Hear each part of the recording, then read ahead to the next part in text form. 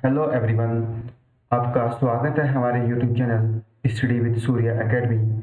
Dear, जैसे कि अभी आपको पता है, हमने अपने इस चैनल के माध्यम से आपको यूपी, पीसीएस और जो आपके पास आरओ, एआरओ का री एग्ज़ाम है उसके संबंध में कुछ कंटेंट आपको प्रोवाइड करा रहे हैं वीडियो के माध्यम से, जिसमें हमने अभी तक मैपिंग पूरा कंप्लीट करा दिया है।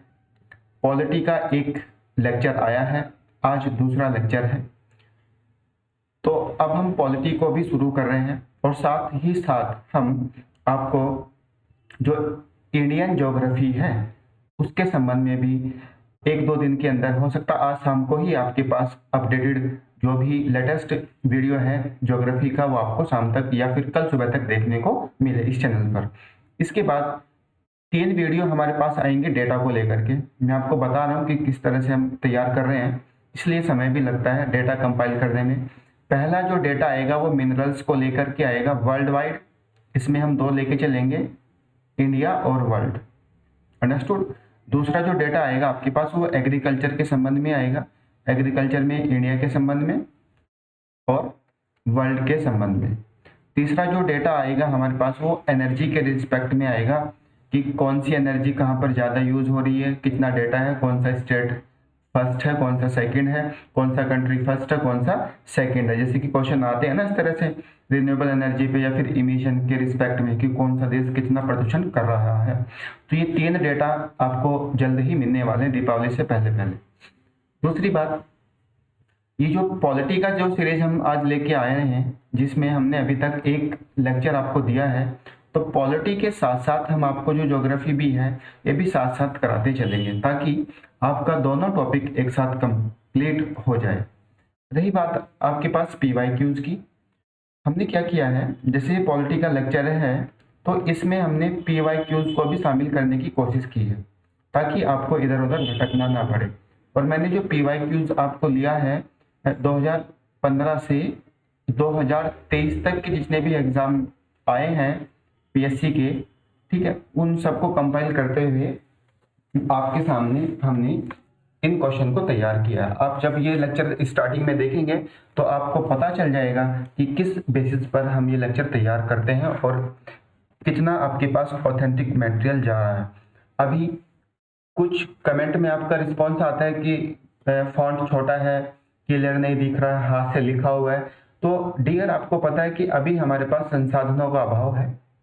जैसे ही संसाधन हमारे पास, उस समय के बाद जब आपका और हमारा दोनों का प्यार आगे बढ़ेगा इस चैनल के माध्यम से, तो जैसे ही हमारे पास संसाधन पर्याप्त हो जाएंगे तो हम आपको फिर पीडीएफ फॉर्मेट में जो कंटेंट राइट होता है वो प्रॉपर करा के देंगे। तो प्लीज उसके लिए आप निश्चित रहिएगा। तब तक इस चैनल पर भरोसा बनाए रखिए और अपनी प्रिपरेशन को आगे कंटिन्यू फर्दर कीजिएगा। ठीक है, चलिए आज का अपना टॉपिक स्टार्ट करते हैं पॉलिटी का। Polity lecture number 2। जिसने अभी तक लेक्चर नंबर 1 नहीं देखा है तो मैं आज पॉलिटी का जो प्लेलिस्ट है उसमें उसको प्लेलिस्ट में ऐड कर दूंगा और सेकंड लेक्चर भी उसको ऐड कर दूंगा। तो प्लीज दोनों लेक्चर को एक साथ देखने की कोशिश कीजिए। आपको पता है कि हमारा जो लेंथ रहता है वीडियो का वो हार्डली 35 से 40 मिनट के रिस्पेक्ट में ही रहता है, क्योंकि इससे ज़्यादा आपकी या हमारी किसी की भी मेंटल कैपेबिलिटी नहीं होती है कि वो एक साथ इतना कंटेंट को पढ़ ले। चलिए अब अपने इस लेक्चर को स्टार्ट करते हैं। जो बाहर आवाजें आ रही हैं प्लीज इसको इग्नोर कीजिएगा, हम भी कुछ नहीं कर सकते, सबका अपना जीवन यापन है। Let's start the topic today's. आज का जो हमारे पास टॉपिक है वो प्रेम्बल को लेकर के है। हमने इसमें क्या क्या आज कंटेंट तैयार करना है, प्रेम्बल प्लस आपके पास पार्ट 1 और प्लस पार्ट 2। तो ये 3 कंटेंट हम आज तैयार करेंगे। आई होप आप इस क्लास का एंजॉय करेंगे और समझ में अच्छे से आएगा। एक बार हम क्वेश्चन देख लेते हैं कि किस तरह से क्वेश्चन पूछा गया है। क्वेश्चन पहला बोला है कि भारत के संविधान में उद्देशिका का विचार लिया गया। दैट मीन्स प्रेम्बल जो हमारे यहाँ पर है वो कहाँ से हमने लिया। आपको पता आंसर क्या है, यूएसए। दूसरा हमारे पास क्वेश्चन आता है कि जो सर्वोच्च न्यायालय का एक संविधान के आधारभूत ढांचा, that means basic structure of the constitution, या मैं बोल सकता हूं doctrine of basic structure of constitution. ये कौन से केस के माध्यम से आता है? तो ये आता है आपके पास केशवानंद भारती केस से। ठीक है, अब क्वेश्चन मैं आपको दिखाना चाह रहा हूं कि किस बेसिस पर आ रहा है। फिर आता है आपके पास नेक्स्ट क्वेश्चन,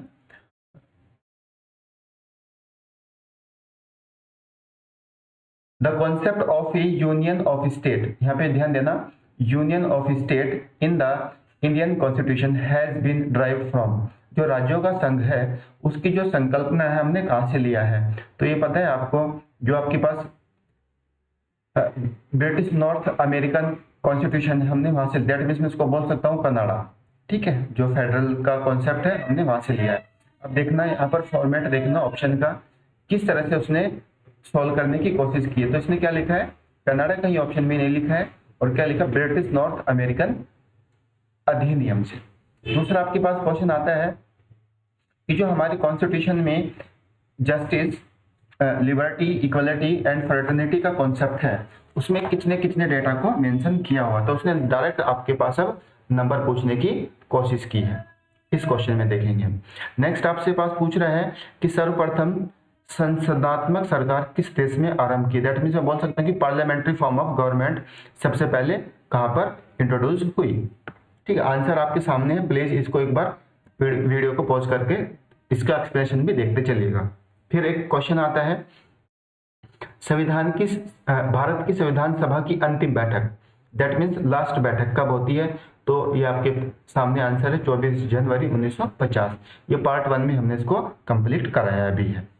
ठीक है, नेक्स्ट क्वेश्चन आता है कि कौन सा शब्द भारतीय संविधान की प्रस्तावना में उल्लेखित नहीं है? जब कभी भी क्वेश्चन में नोट पूछ रहा है, नहीं पूछ रहा है, तो उसको सर्वप्रथम गोला कीजिएगा। क्योंकि गोला मैं इसलिए बोल रहा हूँ, या आप कोई भी इसको मार्क करने का सिंबल आपके पास होगा वो कीजिएगा, क्योंकि जब हम फुल फ्लो में होते हैं तो जब क्वेश्चन पढ़ते हैं तो हमारे पास जो नहीं का कॉन्सेप्ट है ये छूट जाता है। ठीक है, तो हमारे कॉन्सेप्ट में या हमारे संविधान में फेडरलिज्म का कहीं कोई जिक्र नहीं है, उल्लेखित नहीं है।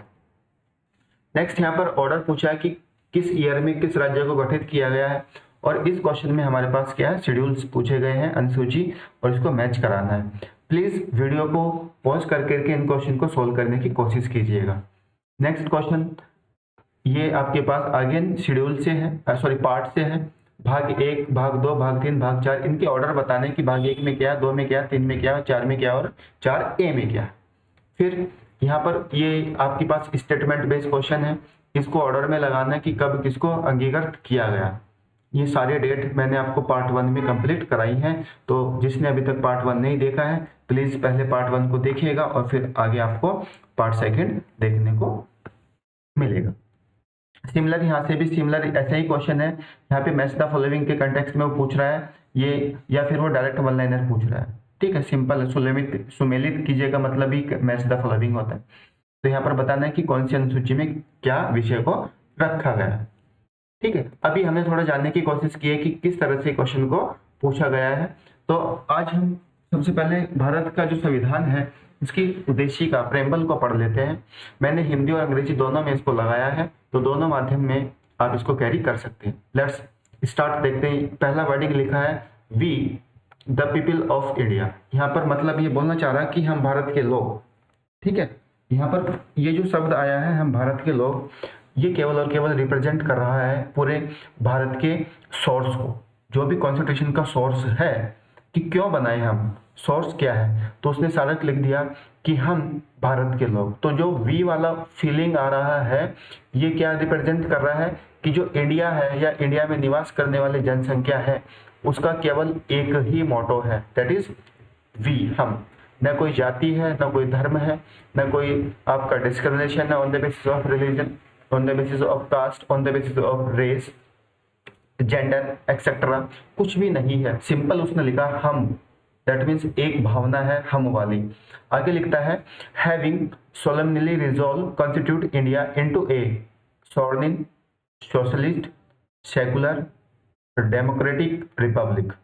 ठीक है, यहाँ पर हिंदी में देखेंगे संपूर्ण प्रभुत्व संपन्न समाजवाद पंथ निरपेक्ष लोकतांत्रिक गणतंत्र बनाने के लिए तथा उसके समस्त नागरिकों को, ठीक है, तो ऑल इट इज सिटीजन क्या क्या प्रोवाइड कराएंगे। Justice, liberty, equality and fraternity. अब हम बात करते हैं जस्टिस की। हमारे जो प्रेम्बल है, जो हमारा कॉन्स्टिट्यूशन का प्रेम्बल है, उसमें 3 तरह के न्याय की बात की है। तो कौन कौन से न्याय है? पहला है सोशल, इकोनॉमिक एंड पॉलिटिकल। ठीक है, दैट मीन्स सामाजिक न्याय, आर्थिक न्याय और राजनीतिक न्याय। दूसरा आता है लिबर्टी। लिबर्टी, कौन कौन सी आजादी चाहिए कि आपको? थॉट, विचार की आजादी, यहाँ पे हिंदी में लिखा है विचार, अभिव्यक्ति, एक्सप्रेशन, बिलीफ, विश्वास, फेथ, धर्म एंड वर्शिप, उपासना, पूजा पाठ करने की आपको आजादी है। फिर आता है इक्वलिटी। इक्वलिटी किस पर्पस में? स्टेटस में और opportunity to promote among them all. कौन कौन सी है? प्रतिष्ठा, दैट मीन्स स्टेटस। अक्सर जनरली बोलते हैं कि तेरा स्टेटस क्या है, तो दैट मीन्स यही बोल रहा है कि सबका, जो भी भारत में निवास करने वाला व्यक्ति है, उनका सबका अपना एक स्टेटस है। तो ही अगर स्टेटस है तो ही हम इक्वलिटी को आगे प्रमोट कर सकते हैं। दूसरा आता है अवसर की समानता प्राप्त करने के लिए। ठीक है, दूसरा आपके पास इसमें लिखा हुआ फ्रेटर्निटी, दैट मीन्स भाईचारा, जिसको मैं बोल सकता हूं ensuring the dignity and individual of the unity and integrity of the nation। सुनेंगे, तथा उन सब में व्यक्ति की गरिमा, डिग्निटी एंड राष्ट्र की एकता और अखंडता सुनिश्चित करने वाली बंधुता बढ़ाने के लिए। ठीक है, हमारे पास जो भाईचारा होगा वो किस बेसिस पर होगा? गरिमा एक दूसरे की बनी रहे और राष्ट्र की एकता और अखंडता भी बनी रहे। ये in our constituent assembly this 26 day of November, that means मैं बोल सकता हूँ 26 नवंबर 1949, इस दिन भारत के संविधान को अंगीकृत किया गया और अधिनियमित और आत्मार्पित करते हैं। तो ये 26 नवंबर 1949 है। इस दिवस में हम क्या बोलते हैं? अभी इसको हम बोलते हैं क्या? कॉन्स्टिट्यूशन डे, संविधान दिवस। तो थोड़ा ये दिवस याद रखिएगा। और ये क्यों बोला जा रहा है, उसकी कहानी यही है कि 26 नवंबर 1949 को भारत के संविधान को अंगीकृत किया गया। तो ये हमारे पास एक प्रेम्बल है। ठीक है, और इसके अंदर में आपको बताने की कोशिश की है कि क्या हम इसके आगे में इसको डिफाइन करते हैं, क्यों इसकी जरूरत पड़ी थी है, अभी देखते हैं। जैसे हम सब स्कूल जाते हैं और स्कूल से हमको एक आई कार्ड मिलता है, आइडेंटिटी कार्ड बोलते हैं ना। तो सिमिलर अगर हम संविधान पढ़ें तो संविधान का आइडेंटिटी कार्ड होता है आपका प्रेम्बल। ठीक है, मैं इसको बोल सकता हूँ संविधान का सार। दूसरा, it is not justiciable, that means ये न्याय संगत नहीं है। दैट मीन्स इसका अर्थ दूसरा है कि हम इसको लेकर के कोर्ट में नहीं जा सकते, क्योंकि ये जो प्रस्तावना है ना, ये हमारी फीलिंग है कि हम भारत को बनाना चाहेंगे। कैसा बनाना चाहेंगे वो हम यहाँ पर देखते हैं।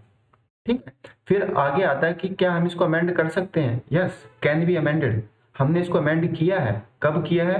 42वां संविधान संशोधन 1976 में भारत की जो प्रस्तावना है, इसको अभी तक, में ध्यान देना, अभी तक एक बार अमेंड किया हुआ है। मैंने आपको ये बता दिया कौन सा अमेंडिंग ईयर था और कौन सा नंबर था। ठीक है, अब होता क्या है, इसमें कौन कौन से शब्द जोड़े गए? सोशलिस्ट, समाजवाद, सेकुलर, धर्मनिरपेक्ष, इंटीग्रिटी, अखंडता। अब ऐसा नहीं है कि ये जो वर्डिंग हमने जोड़े पहले ऐसा नहीं था, लेकिन हम लिखित रूप से हम उसको स्वीकार नहीं थे। ठीक है, तो इसकी जरूरत इसलिए पड़ी कि कहीं भारत की जो जनता है इसको ऐसे ऑर्डिनरी ना फील करे। ठीक है, तो जस्ट ये जो प्रेम्बल है ये फीलिंग है हमारी। अब मैंने जैसे आपको बोला था सोर्स क्या है? भारत के लोग, द पीपल ऑफ इंडिया। ये जो प्रस्तावना है उसका सोर्स है। ठीक है, अब इसका नेचर कैसा कैसा है? जो आपका प्रेम्बल है उसका नेचर कैसा है, हमने देखा था ना, sovereign, socialist, secular, democratic and Republic. तो ये उसका नेचर है। इस तरह से हम इसकी प्रकृति को बनाना चाहेंगे, किसकी? भारत की। अब इसका उद्देश्य क्या है? क्यों हम प्रेम्बल को लेके आ रहे हैं? ताकि हमको न्याय मिले, हमें आजादी मिले, हमें इक्वलिटी मिले और हमें भाईचारा जैसा माहौल क्रिएट करना। ठीक है, तो ये हमारे पास क्या है? आपकी ऑब्जेक्टिव है, क्यों हम प्रेम्बल को लागू करें या क्यों हम संविधान के अंदर में इन चीजों को लेके आए। अब अगर हम बात करें जस्टिस की, तो जस्टिस कितने हैं? हमने उधर देखा भी था, 3 जस्टिस की बात की है, सामाजिक, आर्थिक और राजनीतिक। अब जब हम इस लेक्चर को पढ़ रहे हैं या जब हम इस लेक्चर को सुन रहे हैं या वीडियो को देख रहे हैं, तो हमको मोटा मोटा आज के परिदृश्य में देखने को मिलता है कि पॉलिटिकल जस्टिस तो हमारे पास है, लेकिन सोशल और आर्थिक जस्टिस के लिए हमको बहुत भागादौड़ी करनी पड़ रही है। ठीक है, तो कहीं ना कहीं ये जो कॉन्सेप्ट है प्रेमबल का या फिर कॉन्स्टिट्यूशन का जस्टिस वाला, उसमें कहीं ना कहीं हम पीछे हो रहे हैं। दूसरी आती है लिबर्टी। लिबर्टी का मतलब होता है एब्सेंस ऑफ रेस्ट्रिक्ट, मतलब रोकथाम। अगर लिबर्टी है तो कुछ रोकथाम भी है। क्यों? अगर रोकथाम नहीं होगी तो आपके पास जो आज़ादी है, जो लिबर्टी है, उसका एंजॉयमेंट ही खत्म हो जाएगा। फिर तो हम एक दूसरे का गला काटेंगे, कोई सुनने वाला है नहीं।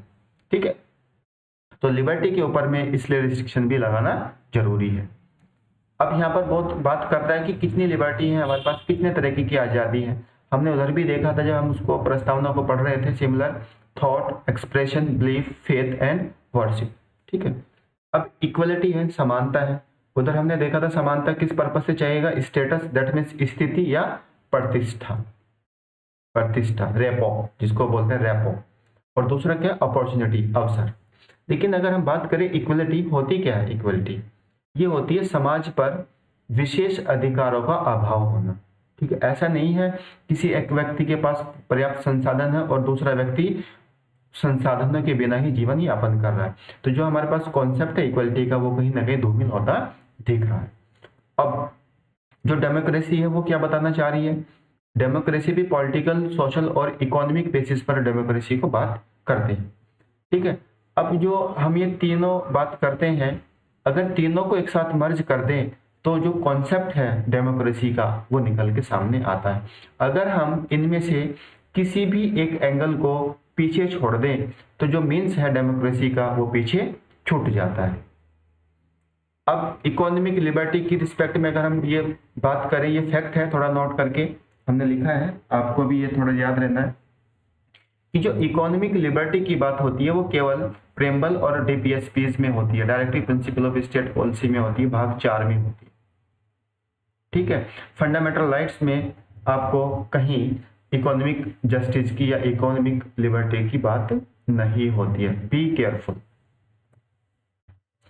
आई होप अब आपको प्रेमबल से संबंधित कभी भी कोई क्वेश्चन नहीं होगा। देखो ये जो क्वेश्चन है ना आपके पास, लिबर्टी, जस्टिस, इक्वलिटी, तो उसके संबंध में नंबर पूछा गया है, इसलिए यहाँ पर मैंने नंबर भी मेंशन किया है। मैं दिखा देता हूँ एक बार क्वेश्चन आपको। दिस वन, देखो यहाँ पर क्या लिखा है, न्याय कितने हैं? 3 न्याय हैं। तो यहाँ पर देखेंगे कहाँ कहाँ पर है 3। पहला ऑप्शन में 3 कहाँ है भाई? इसमें नहीं है आपका, इसमें नहीं है आपका, इसमें नहीं है, तो एक ही ऑप्शन बनता है 3 जिसमें है। लेकिन स्वतंत्रता भी तो है 5 है, समानता भी तो है 2 है, और आपके पास भाईचारा भी है 1। ठीक है, तो इस तरह से नंबर पूछा गया है, तो हमारी जिम्मेदारी है कि हम एक बार इसको नंबर की फॉर्मेट में भी तैयार करें। चले अब आगे देखते हैं पार्ट 1, भाग 1। इसका भाग 1 में क्या है? संघ व उसका क्षेत्र, that means union and it is territory. ये जो आता है भाग 1, इसमें कवर होते हैं आर्टिकल 1 से 4 तक, 1 to 4। अब जो आपके पास आर्टिकल 1 है, ये जनरली मैं इसको बात करता हूँ नामकरण को लेकर के। जब संविधान सभा में इसको लेकर के डिबेट जारी होती है कि भारत का क्या नाम रखें, तो अलग अलग नाम निकल के आते हैं, और जो हमारे कॉन्स्टिट्यूशन मेकर हैं, जो सभा बैठी थी, ठीक है, तो उनका माइंड रिफ्लेक्ट होता है और उन्हें साफ साफ बोल दिया कि भाई भविष्य में भारत के नाम को लेकर के कोई इशू क्रिएट ना हो, तो उन्होंने बोल दिया इंडिया जो कि भारत है, राज्यों का एक संघ होगा। अब सुनना इंग्लिश में, India that is Bharat, understood? इसका मतलब है कि जो इंडिया है वही भारत है और जो भारत है वही इंडिया है, कोई इशू ही नहीं है। आगे लिखा है as a union of state. Union of state का मतलब होता है संघ, संघवाद को डिफाइन कर रहा है ये, rather than a federation of state.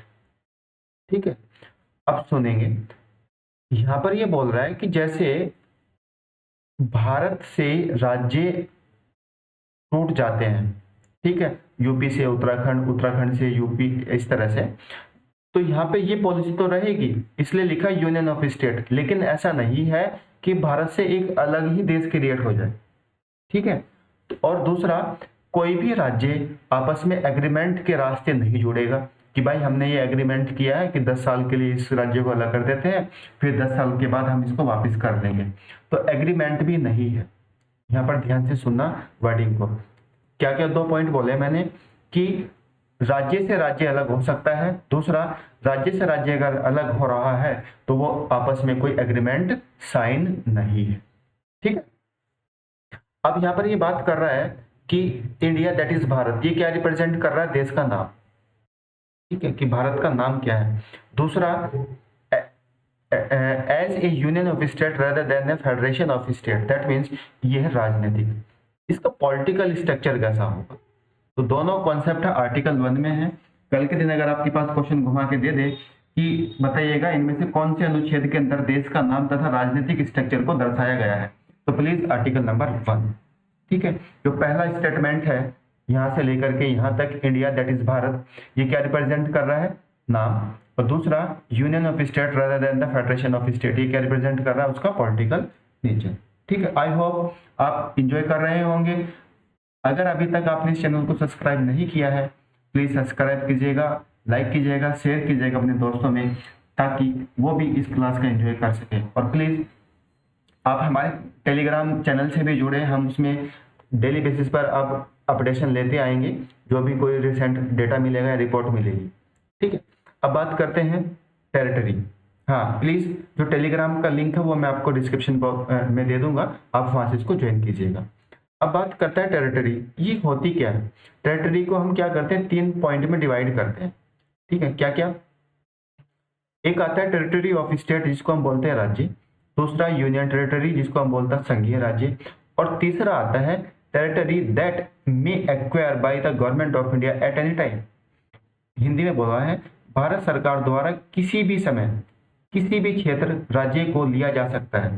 तो जो भी हमारे पास पोर्शन है, जब हम किसी भी क्षेत्र को ले रहे हैं तो जो उसमें निवास करने वाली जनसंख्या है वो भी भारत के टेरिटरी का हिस्सा है और वो भी भारत का नागरिक बनने की कैपेबिलिटी में है फिलहाल।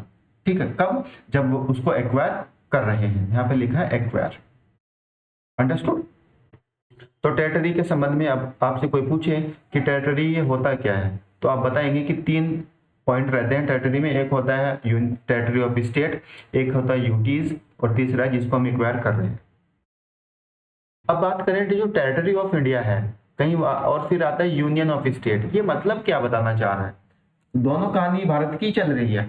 जो टेरिटरी ऑफ इंडिया है तो ये भारत सरकार का एडमिनिस्ट्रेशन बताता है कि भारत सरकार कैसे एडमिनिस्ट्रेशन को चलाएगा। और जो यूनियन ऑफ स्टेट है ये क्या रिप्रेजेंट करेगा?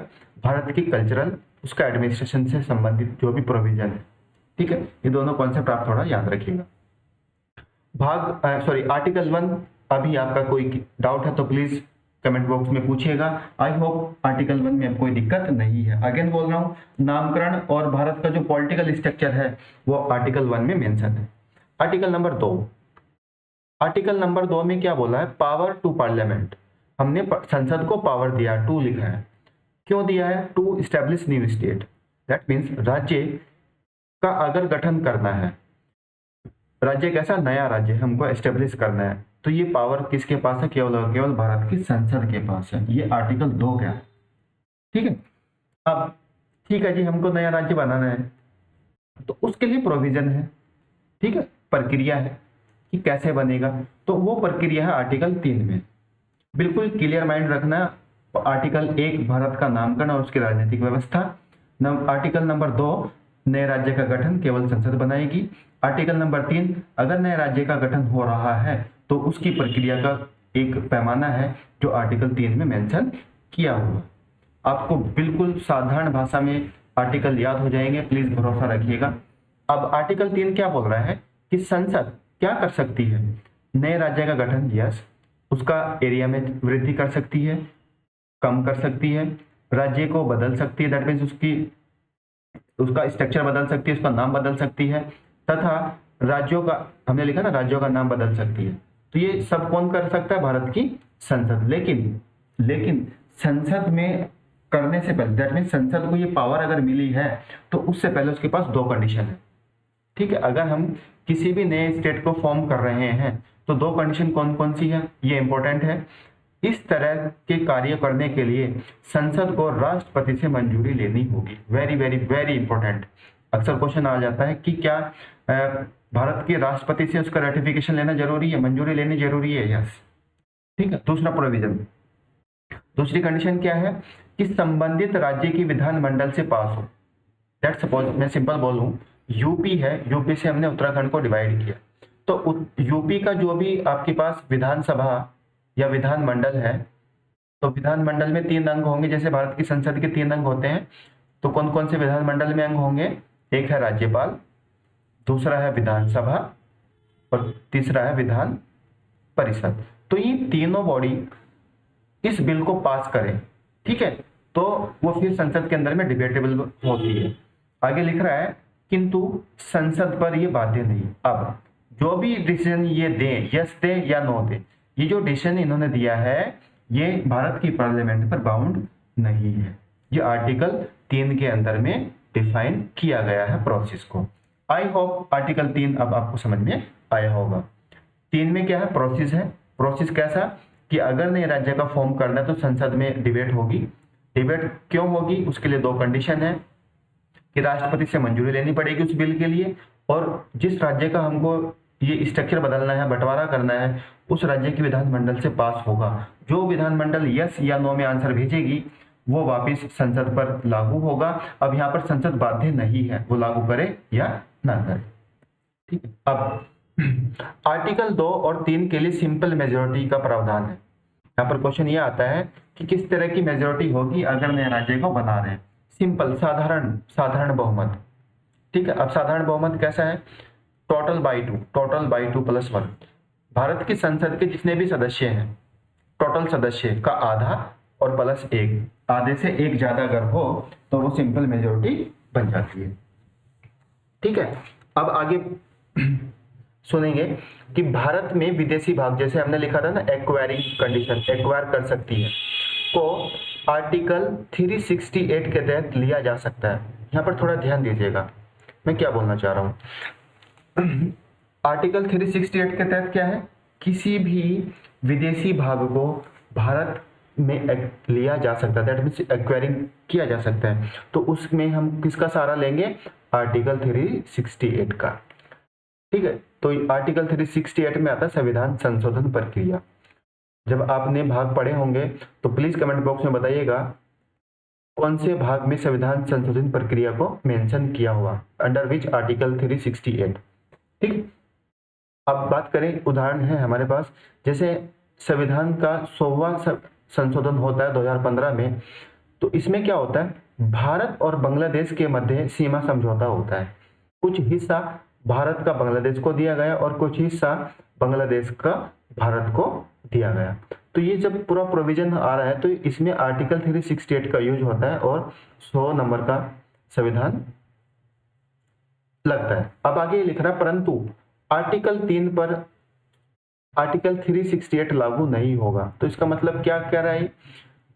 ये बोलना चाह रहा है कि इसके अंदर में ना 2 प्रोविजन है। एक होता है हम एक्वायर कर लेंगे और दूसरा है हम समझौता कर लेंगे। Be careful. एक्वायर का मतलब होता है कब्जा लेना और समझौता का मतलब होता है दोनों का एग्रीमेंट।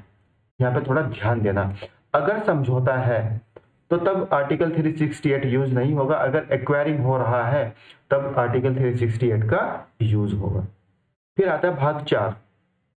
भाग 4 बोल रहा है कि आर्टिकल 2 और आर्टिकल 3 के लिए 368 के तहत संविधान संशोधन आवश्यक नहीं है। वही सिंपल जो हमने लास्ट आपको डिफाइन किया है। ठीक है, तो ये आपके पास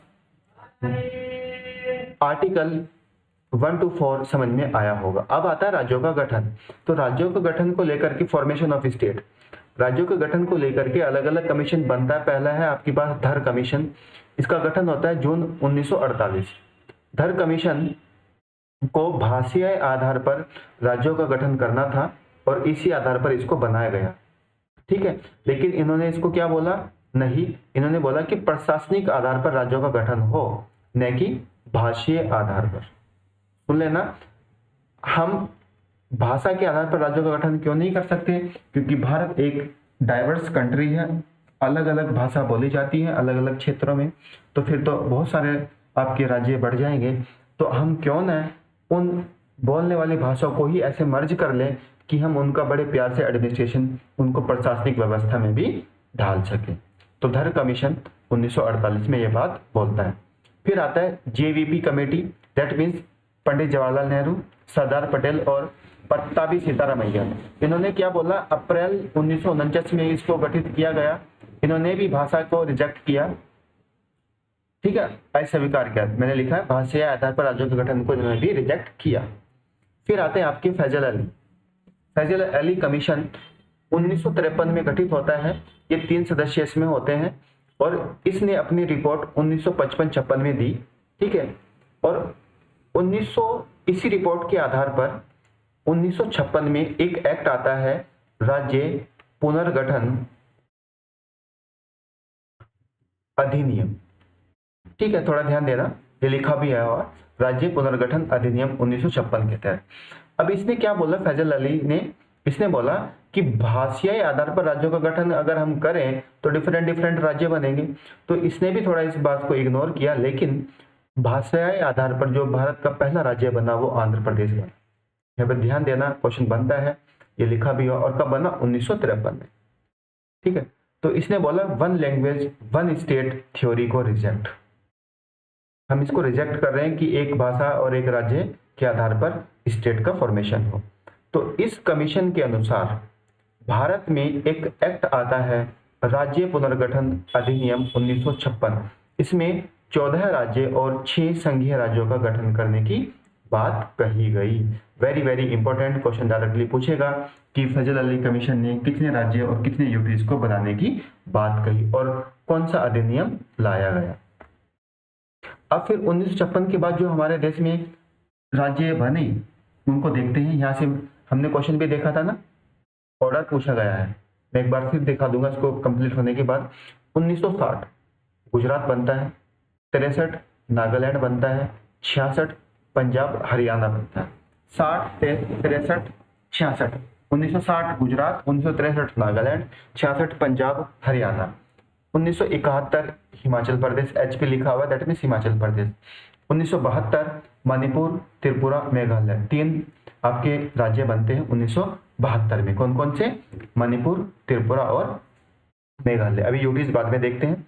फिर 1975 बनता है सिक्किम, ठीक है। सिक्किम 1974 में कैसा स्टेट था, यूटीज था, लेकिन जब 35वां संविधान संशोधन अधिनियम आता है तो 1975 में इसको एक फुल फ्लेज स्टेट का दर्जा दे दिया जाता है, ठीक है। थोड़ा ध्यान देना, क्वेश्चन पूछता है कौन से संविधान संशोधन के तहत सिक्किम को नया पूर्ण राज्य का दर्जा दिया गया, that means full fledge state. 1987 इसमें क्या होता है, मिजोरम, अरुणाचल प्रदेश और गोवा। मैंने ऑर्डर लिखा है, थोड़ा ध्यान देना, 1 3 2 है, तो मतलब पहले मिजोरम बना, फिर अरुणाचल प्रदेश बना एंड देन फिर गोवा बना। तो यहाँ पर भी 3 राज्यों को बनाया गया।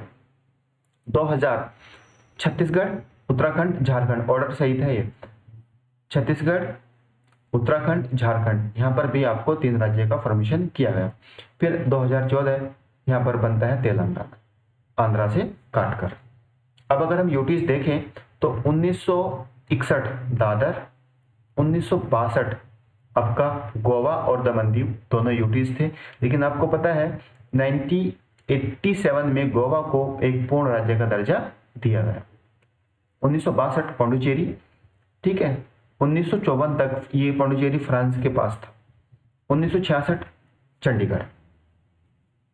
2019 में अगर हम देखें तो जम्मू कश्मीर और लद्दाख को यूटीज बनाया गया, ठीक है। और जो आपके पास दिल्ली का यूटीज है, ठीक है, दिल्ली हमारा संघीय प्रदेश है, तो इसको 69 कॉन्स्टिट्यूशन अमेंडमेंट 1991 के तहत दिल्ली का नाम बदला गया और national capital territory of Delhi के नाम से इसको जाना गया। ये क्वेश्चन आता है आपके पास कि जो दिल्ली है इसका नया नाम कब पड़ा और कौन से संवैधानिक संशोधन के तहत ये नाम लिया गया। तो प्लीज बी केयरफुल, ये एक्ट, ये अमेंडमेंट आपको याद रखना, ठीक है। अब मैं आपको क्वेश्चन दिखाता हूं ऑर्डर वाला कि किस तरह से यहां पर उसने पूछने की कोशिश की है। लेट्स दिस वन, ठीक है। गोवा, तेलंगाना, झारखंड एंड हरियाणा, ये ऑर्डर सिंपल है भाई। सिंपल आपको कैसे, आपको पता है कि ये तेलंगाना तो सबसे लास्ट में 2014, तो सबसे लास्ट में 2 रखा होगा कहीं पर, तो सबसे लास्ट में 2 कहाँ कहाँ पर रखा हुआ है, इन 2 ऑप्शन में है, तो ये दोनों ऑप्शन तो कभी आंसर में नहीं हो सकते, ठीक है। अब बात आती है कि सबसे पहले हरियाणा रखा हुआ है, हाँ जी रखा हुआ है, तो हरियाणा दोनों ऑप्शन में है, तो इसमें से कोई एलिमिनेट नहीं होगा। अब गोवा और झारखंड, आपको ये भी पता है कि गोवा तो पहले बना हुआ है झारखंड से, तो इसका आंसर क्या बन सकता है आपके पास, डी। कैसे, ये तब है जब ये आप एक्सप्रेशन नहीं पढ़ रहे हैं, अपना दिमाग दौड़ाना है यार, क्योंकि एग्जाम में आपको एक्सप्रेशन नहीं मिलेगा, ठीक है। आई होप ये समझ में आया होगा आपको कि किस तरह से आप क्वेश्चन को टैकल करना है। अब इतना देखने के बाद हम आगे चलते हैं सिटीजन के कॉन्सेप्ट पर, नागरिकता। नागरिकता से ज्यादा क्वेश्चन अभी तक नहीं पूछे गए हैं, और जो क्वेश्चन है उसको हम एक बार कराने की कोशिश करते हैं, क्योंकि सिटीजन के रिस्पेक्ट में वो बेसिक क्वेश्चन पूछता है, तो उसको हम एक बार देख लेते हैं, ठीक है। अब आपसे मैं पूछूं, नागरिकता से आप क्या समझते हैं, सिटीजनशिप। आपको सिंपल पता है कि भाई हमारा जो देश है वो सिंगल सिटीजनशिप को फॉलो करता है, और ये जो कॉन्सेप्ट है हमने कहाँ से लिया है, वो ब्रिटेन से लिया, ठीक है। और जो सिटीजनशिप वाला कॉन्सेप्ट है ये आर्टिकल 5 से 11 तक चलता है, 5 से 11 तक चलता है। तो सिटीजनशिप क्या है, एक स्टेटस है हमारा। कैसा स्टेटस, मान के चलो आपने खाना खाया, खाने में नमक नहीं है, तो कैसा फील होगा, टेस्टलेस। यस, सिमिलर, आप भारत में निवास कर रहे हैं, ठीक है, ये भारत है, मान के चलो मान सकते हैं, आपके पास ना तो वोटिंग राइट्स है, ना आपके पास कोई सरकारी सुविधा है, ना आपको पढ़ने का अधिकार है, ना आप इलेक्शन कंटेस्ट कर सकते हैं, तो कैसा फील होगा, एज लाइक जिंदा लाश। तो इसलिए मैं बोल रहा हूँ जो सिटीजनशिप है वो आपके पास एक स्टेटस है। कभी अगर आ गया ना तो यहाँ पर गच्चा खा सकते हैं, तो सिंपल याद रखना कि जो नागरिकता है वो एक स्थिति है, एक स्टेटस है। कैसा, हम यहाँ पर स्टेटस है ऐसा, हम चुनाव भी लड़ सकते हैं, हम सरकारी योजनाओं का भी लाभ ले सकते हैं, हम वोटिंग राइट्स का भी अधिकार ले सकते हैं, तो इसलिए जो सिटीजनशिप है वो आपके पास एक स्टेटस है। अब ये कहां से कहां तक चलता है, 5 से 11। आर्टिकल 5 में आता है भारत की नागरिकता। तो जो भारत की नागरिकता का प्रावधान है वो हम किस बेसिस पर ले सकते हैं, तो भारत का जो कॉन्स्टिट्यूशन है 26 नवंबर 1949 में जब इसको अंगीकृत किया जाता है, तो उस दौरान की जो स्थिति थी नागरिक की, तो उसके रिस्पेक्ट में बात करता है कि जन्म से जन्मा हो या आपका नागरिक हो, डिसेंट दैट मीन्स खून से कोई वंशज रहा हो, या फिर पंजीकरण हमने रजिस्ट्रेशन किया है, देशीकरण और अर्जित भूमि के द्वारा। अर्जित भूमि हमने पढ़ा था आर्टिकल 3 के तहत, ठीक है, एक्वायरिंग लैंड। तो यहाँ पर 3 तरीके से भारत की नागरिकता को ग्रहण किया जा सकता है। अब अगर हमको भारत की नागरिकता को भंग करना है, कब होगी भंग, तो कब होती है देखना है। हमने नागरिकता छोड़ दी, हमने नागरिकता खत्म करने के लिए या हमारी नागरिकता को टर्मिनेट कर दिया है, या फिर तब हो सकती है जब हम नागरिकता को डेप्रिवेशन करते हैं, दैट मीन्स हमने कुछ ऐसा काम कर दिया जिससे हमको वहां की नागरिकता छोड़नी पड़े। जैसे हमारे देश से जितने भी बैंक को लूट कर गए हैं लोग, और उन्होंने डिफरेंट कंट्री की नागरिकता ले ली है, तो फिर भारत का जो कॉन्स्टिट्यूशन प्रोविजन है वो क्या बोलता है कि तब आपको भारत की नागरिकता छोड़नी पड़ेगी। क्यों, क्योंकि कॉन्सेप्ट क्या है, सिंगल सिटीजनशिप, ठीक है। अब यहाँ पर मैंने कुछ आर्टिकल जो है वो ब्लैंक छोड़े हैं, बट फिर भी मैं थोड़ा समझाने की कोशिश करता हूं। क्या है कि जो आर्टिकल 6 है इसमें कुछ नहीं है, सारी जो बात है वो सिटीजनशिप से संबंधित है। आर्टिकल 6 बोलता है कि जो व्यक्ति पाकिस्तान से भारत आए हैं उसके संबंध में नागरिकता, ठीक है, प्रोविजन है ये कैसे दिया जाएगा। क्या क्या, कोई व्यक्ति जब बंटवारे के दौरान पाकिस्तान से भारत आता है, अंडरस्टूड। दूसरा आर्टिकल 7 ये बोलता है कि कोई भी ऐसा सिटीजन जो पाकिस्तान से शरणार्थी आया है, पाक से माइग्रेट होके आया, ठीक है, तो उसके संबंध में जो नागरिकता का प्रोविजन है वो आर्टिकल 7 में है, ठीक है। आर्टिकल 8 में ये आता है कि जो भी भारत का नागरिक है इंडियन ओरिजिन, वो भारत की नागरिकता के संबंध में आउटसाइड टू इंडिया रहता हो, आउटसाइड टू इंडिया, कौन? इंडियन सिटीजन, जिसका कॉन्सेप्ट आपने सुना होगा एनआरआई, ठीक है। एनआरआई का मतलब होता है कि 182 दिन से अधिक अगर वह भारत में न रहे तो वो भारत की नागरिकता क्या, दैट मीन्स वो क्या बन जाएगा फिर आपके पास? एनआरआई। आर्टिकल नंबर 2 ये बोलता है कि जो भी व्यक्ति अपनी नागरिकता स्वेच्छा से छोड़ना चाहते हैं, वॉलेंटरी नागरिकता छोड़ना, ठीक है, आर्टिकल 9 में ये काउंट होता है। आर्टिकल 10 में क्या आता है कि जो भी सिटीजनशिप को लेकर के अधिकार हैं, कैसे उसको टर्मिनेट करना है, कैसे उसको रखना है, वो आर्टिकल 10 में है, राइट्स।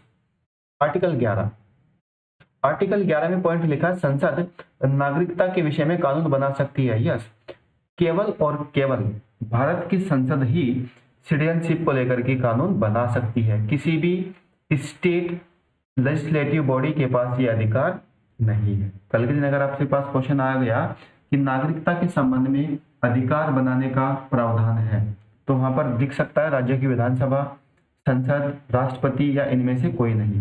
तो इस तरह से थोड़ा ध्यान देना, ठीक है। अभी 11 दिसंबर 2019 में पाकिस्तान, बांग्लादेश, अफगानिस्तान से भारत आने वाले अल्पसंख्यकों के संबंध में कि उनको कैसे नागरिकता देनी है, जिनको हम वहां पर क्या बोलते हैं? अल्पसंख्यक, दैट मीन्स हिंदू कम्युनिटी, उनके संबंध में कैसे हमको उनको सिटीजनशिप को प्रोवाइड कराना है जब वो भारत में आएंगे, तो उसके संबंध में आर्टिकल 11 के अनुसार कानून बना है, ठीक है। तो ये हमने अभी तक क्या क्या देखा? आज प्रेम्बल देखा, हमने पार्ट 1 देखा और हमने पार्ट 2 देखा। आई होप आपने क्लास को एंजॉय किया होगा और आपको अच्छे से समझ में आया भी होगा क्लास कि कैसे, क्योंकि हमने यहाँ पर PYQs भी एनालाइज कराने की कोशिश की है आपको। तो प्लीज मेरी आपसे रिक्वेस्ट है, इस वीडियो को स्टार्टिंग से लेकर के एंड तक देखिएगा, पेशेंसली इसको सुनिएगा, क्योंकि यहाँ से नंबर ऑफ क्वेश्चन आ रहे हैं और आपका जो भी पॉलिटी के संबंध में कोई डाउट है यहाँ अब क्लियर हो जाए, क्योंकि यहाँ पर हमने कोशिश की है इंग्लिश में पढ़ाने की। इंग्लिश कमेंट आते हैं कि आप सर हिंदी ही यूज कर रहे हैं, आप अंग्रेजी ही यूज कर रहे हैं। जो इंग्लिश वाला बच्चा भी है ना, उसको समझाना हिंदी में ही पड़ेगा, ठीक है। तो इंग्लिश का मतलब हिंदी और इंग्लिश दोनों लैंग्वेज हमने एक साथ कंपाइल करते हुए आपके इसको लिया है। तो प्लीज इस वीडियो को लाइक कीजिएगा, शेयर कीजिएगा और चैनल को सब्सक्राइब तो जरूर ही कीजिएगा। और जो हमारा टेलीग्राम है जिसका लिंक हम आपको डिस्क्रिप्शन में दे देंगे, प्लीज उससे भी जुड़िएगा। अपने टेलीग्राम से जुड़ने का फायदा ये है कि जो भी रिपोर्ट्स होंगी या जो भी कोई स्टेटमेंट किसी भी बॉडी में या किसी भी आपके पास व्यक्ति ने दिया है या किसी की कोई बुक है, तो उस तरह के जो छोटे छोटे पॉइंट रहते हैं हम वहाँ पर अपडेट करने की कोशिश करेंगे। प्लीज़ टेलीग्राम से जुड़िएगा, जिसका लिंक मैं आपको दे दूंगा। तो प्लीज़ वीडियो देखने के लिए बहुत बहुत धन्यवाद। स्वस्थ रहिए, मस्त रहिए और हमेशा खुश रहिए। धन्यवाद।